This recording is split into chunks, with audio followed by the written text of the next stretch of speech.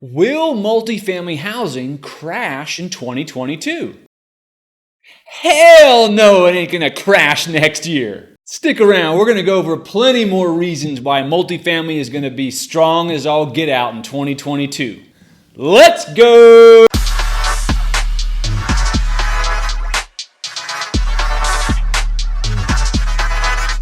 To meet apartment demand from renters, the U.S. has to build almost 4 million more units by the year 2030. And we've got between 10 and 12 million units that are older that need to be renovated. Let me give you some perspective. We would need to build roughly 325,000 units per year, which has not been done in that kind of production since 1989. In fact, in the year 2020, with all the units that were constructed and all the hustle bustle about how many apartments are being built all over the place, we only built 289,000. Not to mention, immigration is supposed to count for almost half of all U.S. population growth between now and 2030. And of course, you have millennials, which are aged like 22 to 37. That's their main form of living, is renting. And that's a big population. And of course, we know the aging population are all choosing to have more convenient living, like renting apartments.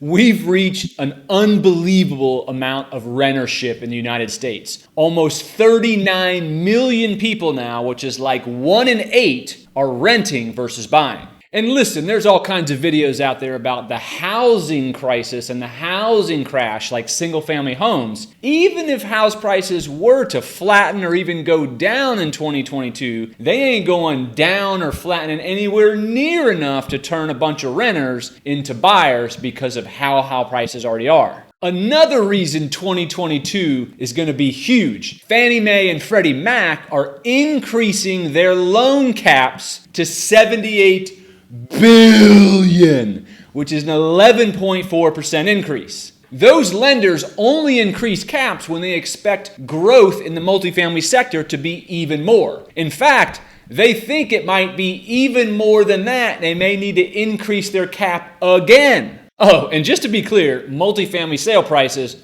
aren't going down either. And those sale prices aren't coming down because the rents keep going up. It is being predicted that 30% of the U.S. markets are going to have double-digit rent growth. Median asking rents in the U.S. are up 11.4%, and vacancies are down to 4.6%. COVID damn schmovid. Multifamily investors love multifamily investments. Within the commercial real estate field, multifamily investments have provided the highest rates of return over the past 25 years of any asset class with the least volatility. Not to mention, it's been the most resilient during the market crash, and of course, a pandemic couldn't touch it. A lot of it is because multifamily investments provide a great diversity of income. Let me explain what I mean. If you had one triple net retail investment and that industry goes under, that tenant income can go down.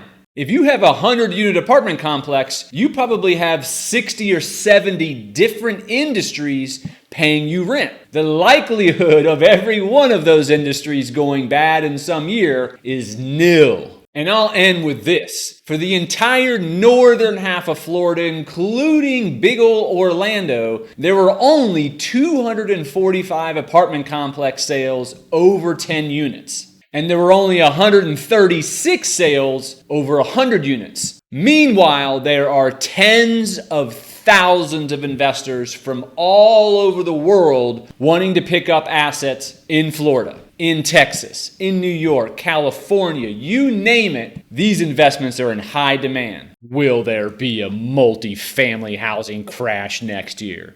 Ridiculous.